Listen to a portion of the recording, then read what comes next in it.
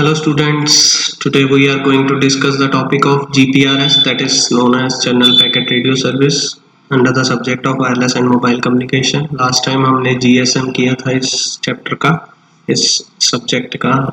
GSM जो है वो बहुत इंपॉर्टेंट क्वेश्चन था और हमें पता है कि GSM एक सेकंड जनरेशन टेक्नोलॉजी है जो कि वॉइस और डाटा के लिए फर्स्ट टेक्नोलॉजी थी कि हम उस टेक्नोलॉजी के साथ मोबाइल से कॉलिंग भी कर सकते थे और डाटा एक्सेस भी कर सकते थे। But there are some kind of limitation, जिसमें सबसे बड़ी लिमिटेशन थी कि डाटा एक्सेसिंग जो स्पीड थी that was very low, that is up to 14.4 kbps, जो बहुत कम मानी जाती थी उस टाइम पे। ठीक है, तो उसके लिए जो एक टेलीकॉम इंडस्ट्री थी उन्होंने क्या किया, एक स्पेशल से एक आर्किटेक्चर बनाया, एक नेटवर्क बनाया जिसको जीएसएम के ऊपर इम्पोज किया गया कि जीएसएम वाले यूजर्स ही सिर्फ स्पेशल इंटरनेट प्रोवाइड करने के लिए एक नेटवर्क को सेस करवाया गया, जिसको हम बोलते हैं जनरल पैकेट रेडियो सर्विस। ठीक है जी, ये 2.5 GB मानी जाती है, मतलब ये एक 2G के बाद वाली जनरेशन है जिसको 2.5G बोलते हैं, और ये specially meant for the GSM कि उस नेटवर्क के साथ वॉइस कॉलिंग तो अच्छी दे रहा था वो,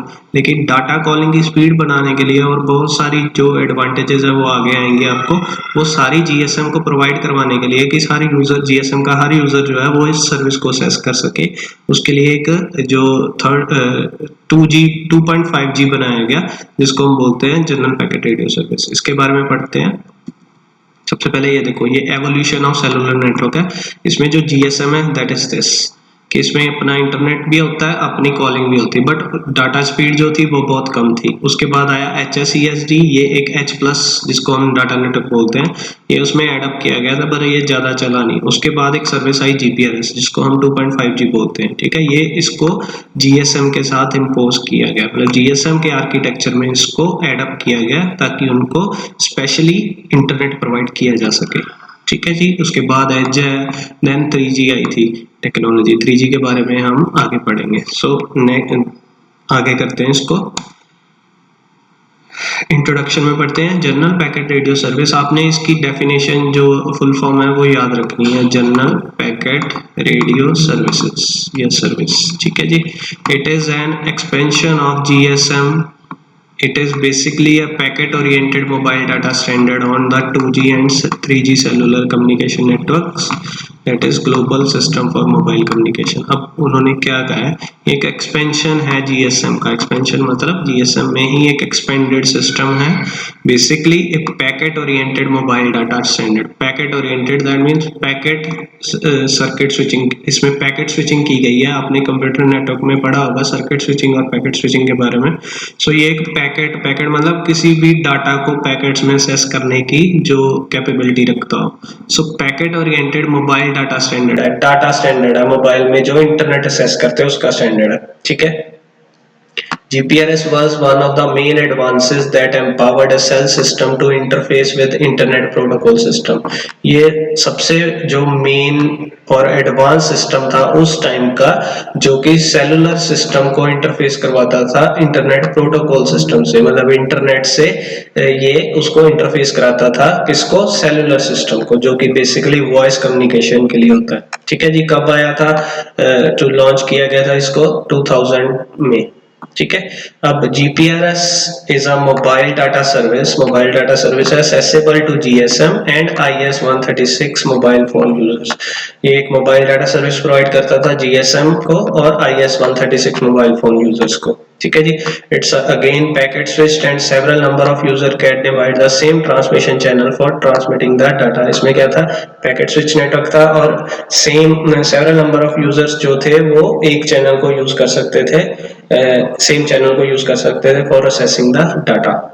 नेक्स्ट, इसके बारे में कुछ और लाइंस हैं, थोड़ा सा पढ़ लेते हैं इसको भी। GPRS is also known as GSM IP। इसको GSM IP भी क्या आ गया, GSM हमें पता है global system for mobile communication, IP मतलब इंटरनेट प्रोटोकॉल। ठीक है, तो उसमें ही एडप्ट किया गया ये, as it keeps the user of this system online. अब इसको क्यों ऐसा कहा गया, क्योंकि GSM कॉलिंग तो बहुत अच्छी कर रहा था, अब इसको इंटरनेट के साथ भी कनेक्ट कर दिया गया ताकि यूजर जो है वो हर टाइम ऑनलाइन रह सके, इसलिए it's also GSM IP called. It allows to make voice calls, इसमें voice calls हो सकती हैं, and access internet on the go, मतलब जब चाहे कोई भी इंटरनेट एक्सेस कर सकता था GPRS के थ्रू। ठीक है जी, ये लाइन इतनी इंपॉर्टेंट नहीं है पर फिर भी पढ़ लेते हैं। इवन टीडीएम में users benefit from this system as it provides packet radio. TDM में यूजर्स कौन है? जो हमने फर्स्ट जनरेशन में पढ़ा था, एएमपीएस यूजर्स। तो वो भी यूजर्स जो थे वो इस सर्विस के साथ जुड़ सकते थे और असेस कर सकते थे इंटरनेट के साथ। ठीक है, next it also permits the network operators to execute an IP based core architecture for integrated voice and data applications that will continue to be used and expanded for 3G service। अब ये एक first kind of network था, core architecture था जो कि fully IP based था, और यही प्रोटोकॉल जो था वो 3G सिस्टम में भी यूज किया गया, जो कि दोनों को वॉइस एंड डाटा को इकट्ठा करके एक जो यूजर को एक्सेसिबिलिटी प्रोवाइड करता था। ठीक है, so this was the first system network operator था। आगे अब इसको बनाया किसने? GPRS specification are written by ETSI. ETSI क्या होता है? European telecommunication standard institute. ये एक इंस्टीट्यूट था जो रिसर्च करता था टेलीकम्युनिकेशन के ऊपर, तो उसने इसको स्पेसिफिकेशन को लेके आया था आगे, जो कि ETSI किसका पार्ट है? It is a European counter part of ANSI। ANSI stands for American national standard institute. ठीक है जी, नेक्स्ट इसके कुछ फीचर्स, की फीचर्स ऑफ GPRS। पहला फीचर है द ऑलवेज ऑनलाइन फीचर। हमें इंटरनेट प्रोवाइड कर रहा है ये 24/7, सो ऑलवेज ऑनलाइन फीचर इसका सबसे मेन है। It removes the dial up process. पहले क्या होता था, आप शायद नहीं जानते होंगे कि जैसे किसी ने मोबाइल ने इंटरनेट प्रोवाइड करना, मोबाइल से इंटरनेट एक्सेस करते थे तो वो डायल अप कनेक्शन के साथ करते थे। ठीक है, तो उसमें क्या होता था, लॉग इन ID भरना पड़ता था, देन पासवर्ड भरना पड़ता था, फिर इंटरनेट एक्सेस कर पाते थे। तो ये पहला फीचर था इसका GPRS का, जिसमें कोई लॉग इन ऑथेंटिकेशन नहीं चाहिए होती थी। वन क्लिक का वैसे आप इंटरनेट एक्सेस कर सकते थे, जो कि मोबाइल डाटा ऑन किया, इंटरनेट ऑन। ठीक है, and upgrade to existing system. और ये पहला नेटवर्क था जिसको अपग्रेड किया गया था GSM को। मतलब आगे क्या होता था कि अगर कोई चीज नई कोई जनरेट करते थे तो एक नए से इंफ्रास्ट्रक्चर क्रिएट करना पड़ता था, पर ये पहला सेलुलर कम्युनिकेशन थी जिसमें सिर्फ अपग्रेडेशन की गई, ना कि नया सिस्टम लाया गया। ठीक है, GSM को अपग्रेड कर दिया, वो 2.5G बन के आ गया। ठीक है, so operators do not have to replace their equipment। अब इसमें इक्विपमेंट बदलने की जरूरत नहीं थी कि मोबाइल फोन वही GSM वाले GPRS चला सकते थे। rather GPRS is added on the top of existing infrastructure। ये उसको ऐड किया गया है existing infrastructure में। तो ये दूसरा पार्ट था इसका feature. Third and integral part of future 3G system. अब इसका एक और फीचर था कि यही प्रोटोकॉल 3G सिस्टम में भी यूज किया गया, इसके आने वाली जनरेशन जो कि H और WCDM है। WCDM stands for wide band CDM है, जिसको 3G भी बोला जाता था। मतलब यही प्रोटोकॉल बन गया, अब इसको 3G लाने में इजी हो गया उनको कि 3G में स्पीड बढ़ा दी गई। ठीक है, सो ये बेस था उसका, ये फीचर्स हैं इसके। आगे आर्किटेक्चर की बात करते हैं, ये इंपॉर्टेंट है। अब थोड़ा सा ध्यान से सुनना। GPRS architecture works on the same procedure like GSM network. हमने लास्ट टाइम GSM नेटवर्क का आर्किटेक्चर किया था, उसमें हमने पढ़ा था कि कैसे मोबाइल स्टेशन कम्युनिकेट करता है BTS के साथ। BTS आगे बहुत सारी BTS एक BSC के साथ कनेक्टेड होती है, देन BSC बहुत सारी BSC एक MSC के साथ कनेक्टेड होती है। हमने सारे ये पढ़े हुए हैं कि कौन कौन सा ब्लॉक किस काम आता है। अब MSC आगे PSTN के साथ, जहाँ से वो लैंडलाइन से नेटवर्क लेती थी कॉलिंग का, या ISDN के साथ लेती थी। ठीक है जी, सो ये ISDN मतलब बाहर से जब हम इंटरनेशनल कॉलिंग करते हैं, सो बेसिकली वो सारी कॉलिंग के लिए GSM नेटवर्क ही यूज कर रहा है, but it has additional entities that allow packet data transmission। इसमें कुछ अलग से ब्लॉक्स ऐड किए गए हैं जो कि पैकेट डाटा ट्रांसमिशन के काम आते हैं। ठीक है, this data network overlaps the second generation network providing packet data transport at the rate from 9.6 to 171 kbps। अब ये इसने क्या किया, सेकंड जनरेशन GSM को ओवरलैप कर दिया, और उसकी स्पीड मैंने बोला अभी बताई आपको 14.4 kbps तक थी। इसने क्या किया, उसकी स्पीड को 9.6 से 171 kbps तक ट्रांसपोर्ट करना शुरू कर दिया, जो कि उससे बहुत ज्यादा मानी जाती है। ठीक है जी, GPRS attempts to reuse the existing GSM network elements as much as possible। अब इस नेटवर्क में मैक्सिमम GSM नेटवर्क के एलिमेंट्स को यूज किया गया, but to effectively build a packet based mobile cellular network। But जो सेलुलर नेटवर्क में packet based data transmission था, उसके लिए उन्होंने कुछ some new network elements interfaces protocols for handling packet traffic are required, मतलब कुछ चीजें नई ऐड करनी पड़ी हमें ताकि वो डाटा ट्रांसमिशन के काम आ सके, मतलब स्पेशली एक इंटरनेट नेटवर्क बना सके वो अपना, ठीक है। उसके लिए कुछ चीजें उन्होंने न्यू ऐड की, वो आगे बढ़ते हैं। This is the architecture. अब इसके बारे में आप ध्यान से देखोगे तो आपको ये चीज जानी पहचानी लगेगी। ये हमारा जीएसएम नेटवर्क है नॉर्मली, ठीक है। इसमें वो देखो सिम कार्ड डलता है एमएस में, मोबाइल स्टेशन में, आगे एमएस किसी बीटीएस के साथ कनेक्टेड होता है, ऐसे कुछ सारी बीटीएस जो है वो आगे बीएससी के साथ कनेक्टेड होती है। बीएससी, अब जीएसएम में क्या था, बीएससी सीधा कनेक्टेड थी एमएससी के साथ और एमएससी आगे पीएसटीएन के साथ कनेक्टेड थी, बट इसमें क्या आ गया, थोड़ा चेंजेस आ गया। बीएससी किसके साथ कनेक्टेड है, पीसीयू। पीसीयू क्या है आगे बताता हूं मैं आपको, ठीक है जी। पैकेट कंट्रोल यूनिट होता है ये क्या करता है, अब यहाँ से दो रूट्स निकले, एक तो एमएससी की तरफ, एक एसजीएसएन की तरफ। एमएससी की तरफ कब ये रूट देती है, मतलब कब एमएससी की जरूरत पड़ती है, जब कोई मोबाइल स्टेशन वॉइस कॉल करता है, ठीक है जी। दिस इज दो पब्लिक नेटवर्क है हमारे पास, एक पीएसटीएन जहां से वॉइस कॉलिंग होती है, एक इंटरनेट जहां से डाटा एक्सेस करते हैं। तो जब वॉइस कॉल करता है तो नॉर्मली ये नेटवर्क बीटीएस से बीएससी, बीएससी से आगे एमएससी, एमएससी से आगे पीएसटीएन के साथ कनेक्ट होती है, जैसे जीएसएम में नॉर्मली होता था। बट अगर इंटरनेट एक्सेस करना हो किसी यूजर ने तो सेम नेटवर्क यहां तक पहुंचता है पीसीयू तक, बट पीसीयू आगे एमएससी से बात नहीं करेगा। अब उसने किससे बात करनी है, एसजीएसएन से। एसजीएसएन आगे जीजीएसएन के साथ जुड़ा हुआ है और जीजीएसएन आगे इंटरनेट। ये दो चीजें होती है इंटरनेट में, एक आईपी इंटरनेट प्रोटोकॉल और एक X.25 प्रोटोकॉल। ये दोनों नेटवर्क होते हैं इंटरनेट के। ये दोनों जो यूनिट्स हैं ये जीपीआरएस के यूनिट्स हैं, ठीक है। मतलब ये वाला सेक्शन जो है this is called GPRS core network, बाकी ये जो सेक्शन है this is called GSM core network, ठीक है जी। ये कॉमन कर दिया दोनों में। और जो हमने डाटाबेस पढ़े थे last time, EIR, HLR, VLR, EUC, ये सारे दोनों में कॉमन कर दिए, मतलब ये दोनों का रिकॉर्ड रखेंगे, वॉइस का भी और डाटा का भी, ठीक है जी। तो इसके बारे में पढ़ते हैं, बाकी चीजें तो हमने करी हुई हैं, ये दो चीजें और एक पीसीयू, इसके बारे में आगे पढ़ते हैं, ठीक है जी। एक और नेटवर्क आर्किटेक्चर के बारे में बात की है, इसमें भी वही चीज है, बस इसको थोड़ा सा एलैबोरेट किया हुआ कि ये बीएसएस सेक्शन था, बेस सबस्टेशन सिस्टम, जो कि नॉर्मली हमने लास्ट पढ़ा था। इसको एमएससी के साथ भी कनेक्ट किया है और इसको ये जो नेटवर्क है जीपीआरएस का सारा, ठीक है जी। अब बीएसएस से दो नेटवर्क निकल रहे, एक एमएससी की तरफ, एक एसजीएसएन। एसजीएसएन क्या होता है, जीजीएसएन क्या होता है, ये आगे बढ़ते हैं हम। ये दो नेटवर्क कोर नोड्स हैं इसकी जीपीआरएस की, ठीक है। और ये जीजीएसएन आगे आईपी नेटवर्क और X.25 नेटवर्क के साथ जुड़ा होता है, ठीक है जी। सो आगे चलते हैं। अब जीपीआरएस में मोबाइल स्टेशन में क्या क्या चेंजेस आए, सबसे पहले तो ये चीज, जैसे आजकल हम 4G सिम लेते हैं तो कईयों के पास 2G सिम होता है, वो क्या करता है अपना फोन नहीं बदलता, मतलब जो 4G फोन आते हैं वैसे तो आजकल, वो क्या करते हैं कि कंपनी कह देती है आप अपना 2G सिम हमें दे दो, हम आपको 4G सिम दे देंगे। तो उससे क्या होता है, हम 4G एक्सेस करना शुरू कर देते हैं सेम मोबाइल पे।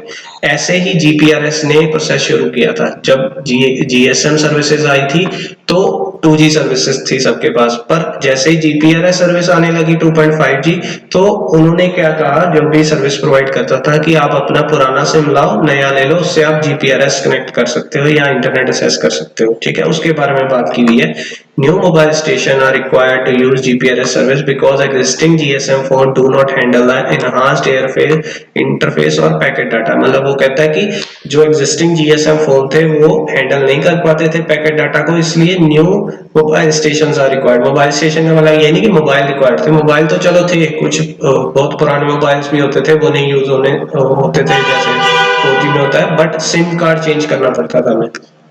Variety of MS can exist, including a high-speed version of current phones to support high-speed data access, a new PDA device with embedded GSM phone।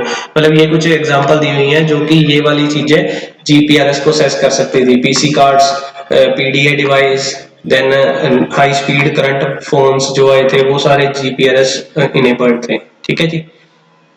अब GPRS बेस स्टेशन सब system में क्या था, अब इसमें हमें पता है क्या क्या होता है, बीएससी लगी होती है। बीएससी में अब एक चीज ऐड हो गई थी, PCU, that is Packet Control Unit. ठीक है जी. Each BSc requires the installation of one or more PCU and a software upgrade. BSc में दो चीजें ऐड कर दी गई, एक तो सॉफ्टवेयर अपग्रेडेशन कर दी गई और एक PCU ऐड कर दिया गया. ठीक है जी. PCU provides a physical and logical data interface to base station substation for packet data traffic. ये इसका काम है, आगे पढ़ते हैं इसको. The BTS can also require a software upgrade. अब BTS जितने भी यूज होते थे BSS में वो भी सॉफ्टवेयर अपग्रेडेड कर दिए गए, बट नॉट हार्डवेयर अपग्रेडेड. मतलब ये नहीं कि BTS ही नवा लगा दिया कि नया एंटीना खड़ा कर दिया या नया टावर लगा दिया, सॉफ्टवेयर अपग्रेडेशन की गई सबने. अब when either voice or data traffic is originated at the subscriber mobile, जब voice और data traffic को user access करता था, it is transported over air interface to the BTS. normally mobile station to BTS जाता था, from BTS to the BSC, BSC तक जाता था. ये same GSM के जैसे होता था. However, at the output of BSC, the traffic is separated. दो तरह के ट्रैफिक हमने बात की अभी, voice and data. ये दोनों सेपरेट हो जाते थे जब BSC के पास पहुंचते थे. Voice is sent to the MSC, मतलब जो वॉइस कॉल थी वो MSC के पास चली जाती थी, और जो डाटा था, data is sent to the new device called SGSN via PCU. ठीक है. जो डाटा नेटवर्क था या जो डाटा सेस करते थे यूजर, वो SGSN के पास जाता है. अब SGSN क्या है, GTSN क्या है, वो उसके बारे में बात करते हैं. ये तीन चीजें होती हैं GPRS में. GPRS पोर्ट नोड में first is SGSN, that is called serving GPRS port node. मैं फिर से रिपीट करता हूँ, serving GPRS support node SGSN. ठीक है जी. ये क्या करता है, इंटरनल नेटवर्क बनाता है गेटवे. मतलब ये एक इंटरनल नेटवर्क है किसी भी GPRS का. ठीक है. आगे बात करते हैं इसके बारे में. GGSN stands for gateway GPRS support node. फिर रिपीट करता हूँ, gateway GPRS port node. The GGSN forms a gateway to the outside world. ये क्या करता है, बाहर के वर्ल्ड से अंदर तक डाटा एक्सेस करवाता है, मतलब अंदरले नेटवर्क तक लेके आता है बाहर से इंटरनेट को. ठीक है जी. नेक्स्ट थर्ड इज PCU, अभी बढ़ा हमने, packet control unit. It detects whether data is to be routed to the packet switch circuit, packet switch और सर्किट स्विच नेटवर्क. मतलब ये देखता है कि वॉइस है तो उसको सर्किट स्विचिंग नेटवर्क में भेज देता है जो कि MSC होती है. अगर डाटा है तो वो SGSN के पास भेज देता है अगर वो पैकेट स्विच नेटवर्क है. नेक्स्ट SGSN के बारे में एलैबोरेट किया हुआ है. SGSN or serving GPRS port node element of GPRS network provides a number of takes focused on the IP elements of overall system. ये बहुत सारे काम करता है, इसलिए उसने बोला नंबर ऑफ टेक्स, या टेक्स की जगह टास्क आएगा. Number of task focused on the IP elements.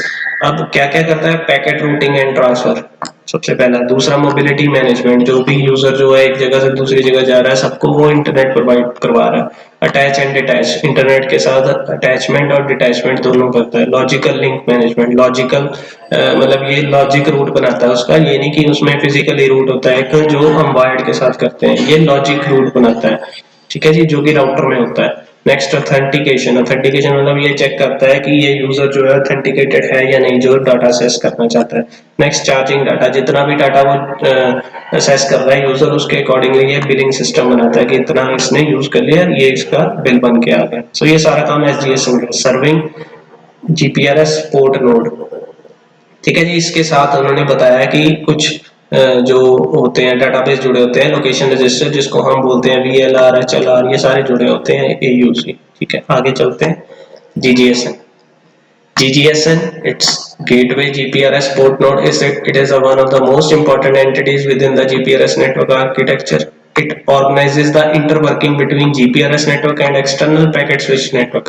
ये क्या करता है, एक्सटर्नल नेटवर्क जो होते हैं, जैसे हमने लास्ट डायग्राम में देखा था, IP networks and X.25 network, ये यूरोप में या अमेरिका में या जहां पे सर्वर पड़े हैं इंटरनेट के, वहां से इंटरनेट की फैसिलिटी हमारे इंडिया तक लेके आता है या इंटरनल नेटवर्क तक लेके आता है. ठीक है. सो ये एक गेटवे है. ठीक है, GPRS का, to which the mobile may be connected. These may include both internet protocol and X.25 networks. ठीक है जी. अब इसमें ये क्या कहा है, GGSN can be considered to be a combination of gateway, router and firewall. ये एक तरह का राउटर की तरह भी काम करता है, फायरवॉल की तरह भी करता है और गेटवे की तरह भी काम करता है. फायरवॉल का काम क्या होता है कि इंटरनल नेटवर्क को आउटर पार्ट में नहीं जाने देता, आउटर को इनसाइड आने देता है. ठीक है जी. हैकिंग से बचाता है. इन operation when the GGSN receive data addressed to a specific user, it checks if the user is active. वो पहले चेक करता है, अगर किसी को भी ये रूटिंग करनी होती है पहले चेक करता है कि यूजर एक्टिव है, देन वो डाटा को फॉरवर्ड करता है आगे। ठीक है जी। नेक्स्ट पीसीयू, ये अगेन आ गया। इसके बारे में अभी मैंने बताया कि एक हार्डवेयर राउटर है जो कि बीएससी में ऐड किया जाता है, मतलब बीएससी का ही पार्ट है। ये दो डिफरेंशिएट करता है डाटा को और वॉइस को। डाटा को उसमें भेजता है, एसडीएसएन को में भेजता है, और जो वॉइस है उसको एमएससी में भेजता है। Service offered by GPRS. GPRS से कौन कौन सी सर्विस ऐड अप हो गई? एसएमएस सर्विस और ब्रॉडकास्टिंग, ये तो पहले ही थी, ये उसमें भी आ गई। Push to talk over cellular, जो भी हम सेलुलर में कॉलिंग करते थे वो भी इससे हो सकती थी। और instant messaging and presence. Instant messaging and presence मतलब ऑनलाइन मैसेजिंग हम कर सकते थे इससे। मल्टीमीडिया मैसेजिंग सर्विस, एमएमएस, जो कि ऑडियो वीडियो भी हम भेज सकते थे through messages. Point two point and point two multi point service. तो ये डाटा एंड वॉइस दोनों चीजें एड अप हो गई इसमें। बेनिफिट्स ऑफ जीपीआरएस, ये इंपॉर्टेंट टॉपिक है। सबसे पहले था मोबिलिटी। अब नेटवर्क नया है, सारा कुछ एड अप हो गया तो मोबिलिटी बढ़ गई कि यूजर जो है वो कहीं भी जाके अपना इंटरनेट एक्सेस कर सकता था। ठीक है। So the capacity to keep up the consistent voice and information interchanges while moving. वो जैसे जैसे जैसे आजकल हम कहते हैं कि कहीं भी घूमने जा रहे हैं तो इंटरनेट एक्सेस कर सकते हैं, तो ये सबसे पहला पार्ट था मोबिलिटी। ठीक है, ये जीपीआरएस लेके आई थी। Next cost efficient. जो जीपीआरएस था that is cheaper than the GSM network उस टाइम पे। Next immediacy. इमीडिएसी क्या होता है कि without lengthy log in session कोई भी कस्टमर मोबाइल डाटा ऑन करके कनेक्टिविटी ले सकता था इंटरनेट की। ठीक है, regardless of location. Location matter नहीं करती थी, जहां मर्जी हो नेटवर्क में वो अपना इंटरनेट एक्सेस कर सकता था। लोकलाइजेशन। लोकलाइजेशन मतलब कहीं भी बैठे बैठे अपनी लोकल इंफॉर्मेशन गैदर कर सकता था या लोकल डाटा शेयर करवा सकते थे। Next is easy billing. अब दोनों नेटवर्क जीपीआरएस और जीएसएम, तीन जो हमने पढ़े थे डाटाबेस, दोनों के साथ कनेक्टेड है वो दोनों नेटवर्क साथ। सो बिलिंग बननी इजी हो गई थी कि डाटा की बिलिंग अलग से बनती थी, वॉइस की अलग से बनती थी, तो दोनों एडअप होकर यूजर को पता चल जाता था उसका टोटल बिल कितना होगा। ठीक है, तो इजी बिलिंग हो गई थी इसके साथ। अगर कोई और क्वेश्चन आपके माइंड में आए इस रिलेटेड टॉपिक के तो आप जब मर्जी पूछ सकते हो, कोई क्वेरी हो आस्क मी एनी टाइम। ठीक है जी, थैंक यू। ये क्वेश्चन जो है 5 मार्क्स या 10 मार्क्स दोनों में आता है और इम्पोर्टेंट है। ठीक है, थैंक यू।